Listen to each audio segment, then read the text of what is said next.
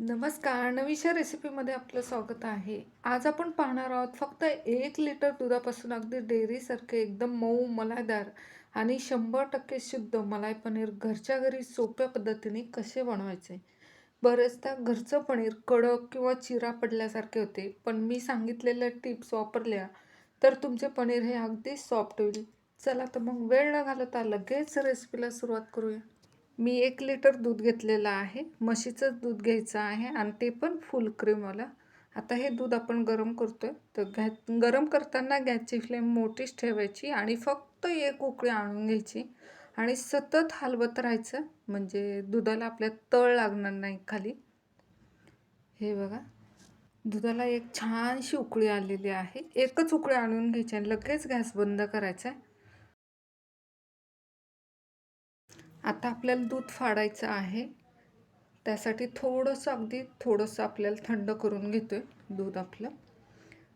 तोपर्यंत दूध आपलं थोडंसं गार होतंय, तोपर्यंत विनेगरचं मिश्रण तयार करतो आपण. पाण्यामध्ये मिक्स करून घ्यायचं. तर मी 2 चमचे विनेगर घेते. विनेगरऐवजी तुम्ही एक लिंबाचा रस घेऊ शकता. पूर्ण एक लिंबाचा रस घ्यायचा दूध फाडण्यासाठी. तर मी विनेगरचा वापर केलेला आहे. 2 चमचे विनेगरला अर्धी वाटी पाणी ओततोय त्याच्यामध्ये आणि व्यवस्थित मिक्स करून घ्यायचं पाण्यामध्ये विनेगर आपलं. आता मिक्स झालेलं आहे. तर आपल्या दुधामध्ये आपण मीठ टाकतोय थोडंसं. मिठामुळं कधी दूध फाटत नाही, हे लक्षात ठेवा. आपल्या पनीरला चव येण्यासाठी मी थोडंसं मीठ टाकलेलं आहे त्याच्यामध्ये. आता आपण व्यवस्थित मीठ झालं की त्याच्यामध्ये विनेगरचं पाणी टाकतो. एकदम पाणी ओतायचं नाही आहे. 2-2 चमचे पाणी ओततो आपण. जोपर्यंत आपलं दूध व्यवस्थित फाटत नाही आहे तोपर्यंत विनेगरचं पाणी ओतायचं आहे. मी अजून 2 चमचे टाकलेलं आहे. 2 चमचे टाकायचं आणि व्यवस्थित हलवायचं आहे दूध. आता गॅसवरनं खाली घेते मी. हे बघा, दूध व्यवस्थित फाटलेलं आहे आणि आपण जेवढं विनेगर घेतले होते अर्धी वाटी, तेवढं आपल्याला लागलेलं आहे. जरी समजा तुमचं दूध फाटलं नाही तरी 1 चमचा विनेगर पाण्यामध्ये मिक्स करून अजून ओता. आता आपण गाळून घेणार आहोत. तर एक मोठी वाटी घेतलेली आहे खाली आणि त्याच्यावर पुरण चाळण ठेवली आणि त्याच्यावर एक सुती कापड आपण ओलं करून घेतलेलं आहे. घट्ट पिळून घेतले. आता गाळून घेतो आपण. खाली जे पाणी साठलेलं आहे ते सुद्धा उपयोगी आहे, ते सांगते तुम्हाला नंतरनं मी. आता व्यवस्थित धुवून घ्यायचं आपल्याला पनीर हे. आपण विनेगर टाकलेलं आहे, त्यामुळे विनेगरचा वास आपल्या पनीरला लागू नये, त्यामुळं मी व्यवस्थित धुवून घेणार आहे गार पाण्याने. आणि गार पाण्याचाच वापर करायचा आहे, त्यामुळं आपलं पनीर पण कडक होत नाही आहे गार पाणीमुळं आणि सॉफ्ट राहतो आणि विनेगरचा वाससुद्धा निघून जातो. त्यामुळे अगदी थंड पाणी घ्यायचं आहे आपल्याला आणि पांढरंच कापड घ्यायचं. पनीर गाळताना रंगीत कापड अजिबात घेऊ नका. आता जमेल तेवढं पाणी पिळून काढायचं आहे आपल्याला. जास्त घट्ट पण आपल्याला पिळून घ्यायचं नाही आहे, त्यामुळं पण पनीर कडक होऊ शकतं. कधी कधी काय होतं, तुकडे होतात पनीरचे, कडक होतात. त्यामुळं ह्या छोट्या छोट्या टिप्स आहेत त्या लक्षात घ्यायच्या आहेत. खाली जे पाणी राहिलेलं आहे ते सुद्धा उपयोगी आहे. आपण कढी किंवा ग्रेव्ही करताना पाण्याचा वापर करू शकतो, पनीरच्या पाण्याचा. आता अजून थंड पाणी घेतलेलं आहे. व्यवस्थित धुवून घ्यायचं आहे. 1-2 मिनटं तरी असं धुतलं ना, म्हणजे आपलं पनीर कडक होत नाही आहे, सॉफ्ट राहतो.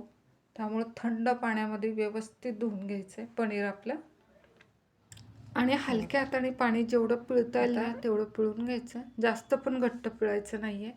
आता आपण पनीरला आकार देणार आहोत, त्यासाठी राहिलेलं पाणी पण नितळत. त्यासाठी खाली प्लेट ठेवलेला आहे, वर चाळण पालती घातलेली आहे. आता पनीरला आपल्याला वड्या आपल्या छान अशा पडतील त्यासाठी चाळण पालती टाकलेली आहे.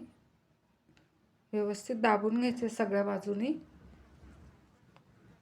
आता त्याच्यावर एक प्लेट असं सरळ ठेवतो आपण, पालती पण टाकत नाही आहे, सरळ ठेवतो आहे आणि एक जड वस्तू ठेवायची आहे त्याच्यावर.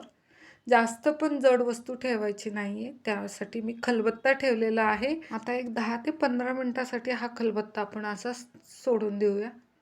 10 ते 15 मिनटं झालेले आहेत. प्लेट काढतोय आता. हे बघा किती मस्त असा आकार पण आलेला आहे आणि खूप छान झालेला आहे पनीर. हे बघा चिरा वगैरे कुठंच गेलेले नाही आहेत.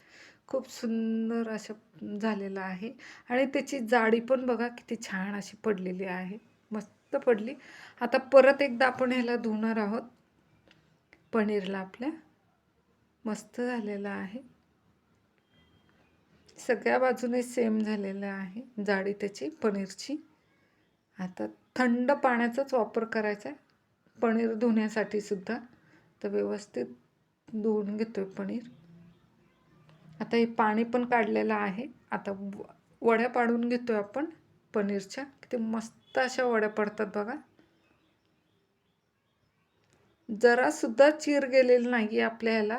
एवढी सुंदर असं मलाई पनीर तयार झालेलं आहे आपलं. काही छोटे छोटे टिप्स आपण जर फॉलो केल्या ना, खूप छान असं मलाईदार पनीर तयार होतं. त्या चौकोनी आकाराचे तुकडे तयार करणार आहोत. खूप सुंदर असे झालेले आहेत, पण अजिबात चिरा वगैरे गेलेले नाहीत आपल्या पनीरला. आता मी तुम्हाला एक जवळनं दाखवते अगदी. बघा किती सुंदर असे झालेले आहेत जवळनं. सगळ्या बाजूने प्लेन असं अजिबात बबल्स वगैरे आलेले नाही आहेत किंवा चिरा वगैरे गेलेले नाहीत. खूप सुंदर असे झालेत. आता आपण पाण्यामध्ये टाकलं की विरघळतं का नाही ते बघूया. तर पाण्यामध्ये 2-3 टाकून बघते आणि ते पाणी जे घेतले ते सुद्धा थंडच घेतले. पूर्ण हे पनीरचं प्रोसेस होतं आपल्याला थंड पाण्याचाच वापर करायचा आहे. किती मस्त असे पाण्यामध्ये जरी टाकले तरी अजिबात तुकडे वगैरे होत नाही आहेत किंवा विरघळत नाही आहे. खूप सुंदर असे तयार झालेले आहे. आता हे तयार झालेले पनीर आपण फ्रीजमध्ये ठेवणार आहोत. त्यासाठी एक प्लॅस्टिकचा डब्बा घेतला आहे. त्याच्यामध्ये आपण पनीर ठेवतो आहे. 3 ते 4 आठवडे व्यवस्थित टिकतात हे पनीर आपले मलाई पनीर. आणि हो, त्याच्यामध्ये किंचितसं मीठ टाकायला विसरू नका. चवीला खूप छान लागतात पनीर आपले, त्यामुळे मीठ टाकायला अजिबात विसरू नका. तर बघा आपले अगदी डेअरीसारखे आणि मऊ सॉफ्ट मलाई पनीर बनवून तयार आहे. ही रेसिपी तुम्हाला कशी वाटली हे मला कमेंटमध्ये नक्की सांगा. रेसिपी आवडली असेल तर व्हिडिओला लाईक करा, शेअर करा आणि अशा सोप्या आणि चविष्ट रेसिपीसाठी आपल्या चॅनल सबस्क्राईब करायला विसरू नका. आणि हो, बेल आयकॉन प्रेस करायला सुद्धा विसरू नका. धन्यवाद. परत भेटू अशाच एका नवीन आणि छानशा रेसिपीसोबत. तोपर्यंत तुम्हा सर्वांना बाय बाय.